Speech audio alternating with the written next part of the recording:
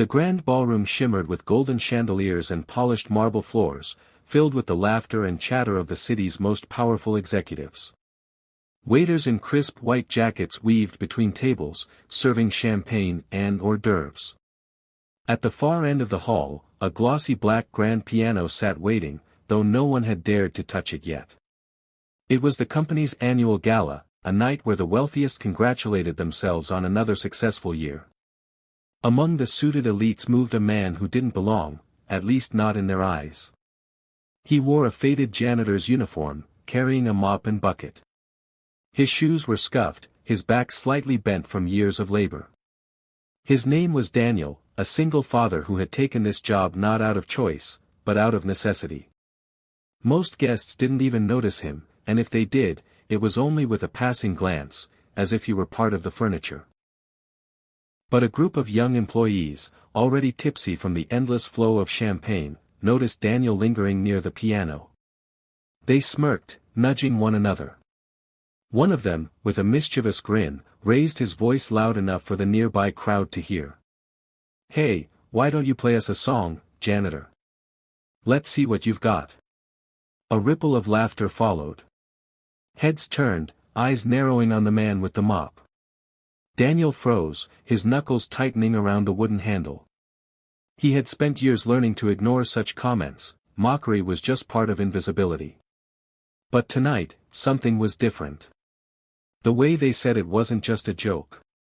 It was a challenge. A public stage where humiliation was the expected ending. Daniel set the mop aside slowly, his hands trembling. For a moment, he thought of his son, how the boy sometimes asked, "Dad, what were you before all this?" He never had an answer. He always swallowed the truth, burying his past in silence. But now, staring at the piano under the glimmering chandeliers, the memories clawed their way back. He walked forward, the sound of his worn shoes echoing against the marble floor. A hush fell over the immediate circle, but chuckles still rang from the corners. Daniel sat on the piano bench, the leather cool against his palms. He didn't look at the audience, he didn't dare. Instead, he let his fingers hover above the keys. For a heartbeat, the ballroom buzzed with expectation, some waiting to laugh, others simply curious. Then, he pressed the first note. It was soft, almost uncertain, like the trembling of a voice unready to be heard. But then came another note, and another, weaving together into a melody so delicate that it seemed to hush the very air. Conversation stopped mid-sentence. Champagne glasses froze halfway to lips. The laughter that had mocked him just moments ago dissolved into silence. Daniel closed his eyes. His hands began to move with purpose now, flowing across the keys like they remembered a language long forgotten. Each note carried a piece of him, the nights of loneliness, the weight of raising a child alone, the sacrifices that no one ever noticed. The piano became his voice, and it spoke louder than any words ever could. The young employees who had pushed him onto the bench shifted uncomfortably, their smirks fading. They hadn't expected this. None of them had.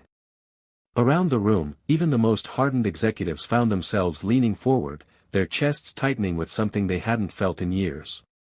Daniel didn't see their faces. He didn't want to. His world had narrowed to the music, the keys, and the echo of his heart spilling into the room. For the first time in a long time, he wasn't just a janitor.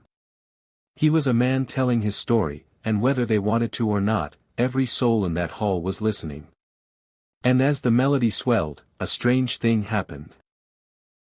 The mockery turned to awe, and the laughter that had once been at his expense had been replaced by silence so complete it was almost reverent. The melody rose higher, and the room seemed to transform with it. The glittering ballroom, once full of shallow chatter and self-congratulation, now felt like a cathedral of sound. Every note Daniel played carried weight, like it was pressing against the hearts of those listening. The silence in the hall was heavy, broken only by the resonance of the piano.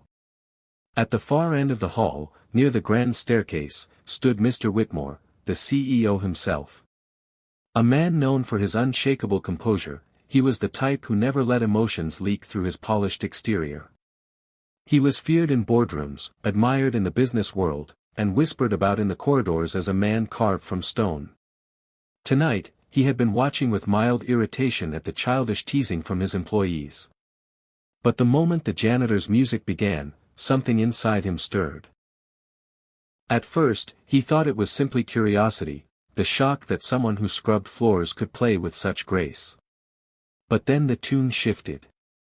Daniel's fingers pressed into a series of chords that seemed achingly familiar, and suddenly, Mr. Whitmore wasn't in the ballroom anymore. He was young again, sitting on a sagging couch in a tiny apartment, watching the woman he loved sit at an old upright piano. She had played this same piece every evening, humming along softly while he rested his head against her shoulder. It was their song, a lullaby for weary souls, a prayer whispered in music when words weren't enough. And then, just like that, she was gone. Cancer had taken her years ago, but the echo of her song had lingered in his memory like a ghost. He hadn't heard it since, until now. The CEO's throat tightened. He blinked rapidly, trying to force the moisture from his eyes, but the notes wouldn't let him. They dragged his grief to the surface, a grief he had buried beneath years of contracts, mergers, and board meetings. The walls he had built around his heart cracked open with every keystroke. Across the room, other employees were shifting uneasily in their seats. Some leaned forward, entranced, while others glanced at each other with guilty expressions, realizing how cruel their laughter had been. A young woman dabbed at her eyes with a napkin. A man clenched his fists as if holding something back. The music wasn't just reaching the CEO, it was reaching everyone. But none felt it as deeply as the boy standing in the corner of the room. Daniel's son, small and thin, had been allowed to wait quietly near the service entrance while his father worked. Now, his wide eyes shimmered with awe. He had always seen his father as a tired man, trudging home with sore feet and calloused hands. He had never seen this side of him. The artist, the dreamer, the man who could make an entire room fall silent with just a piano. The boy pressed his palms together tightly against his chest, his heart swelling with pride. For the first time, he realized his father wasn't just a janitor. He was something greater, someone extraordinary. Daniel himself was unaware of the storm he was causing. He wasn't performing for applause or recognition. His mind was far away, drifting through the memories of his late wife, of the nights when she sat beside him, encouraging him to keep playing even when life grew unbearably hard. Every note was for her, every chord a reminder of what he had lost but still carried in his heart. The music swelled to a crescendo, then softened, like a whisper fading into the dark. Mr. Whitmore's hand trembled as he set his glass down on the nearest table. His vision blurred. A single tear rolled down his cheek, shocking even himself. He quickly wiped it away, but it was too late, those nearby had seen. The unbreakable CEO, the man of iron, was moved to tears by the janitor's music. And still, Daniel played on, unaware that in this moment, he wasn't just touching keys, he was touching lives, awakening something in people who hadn't felt deeply in years. The final note lingered in the air like a held breath, trembling before it faded into silence. For a moment, the entire ballroom seemed frozen in time. No clinking of glasses, no whispered gossip, no rustling of suits or dresses, just the ghost of music still echoing in everyone's chest. Daniel slowly lowered his hands from the piano keys. His fingers, rough and calloused from years of scrubbing floors, trembled slightly as they rested on his lap. He didn't look up. Part of him feared what he might see, ridicule, smirks, or maybe just blank stares.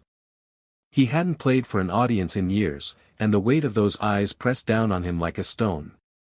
Then, from somewhere in the crowd, a single clap rang out. It was hesitant at first, but strong enough to break the spell. Another followed. And then another.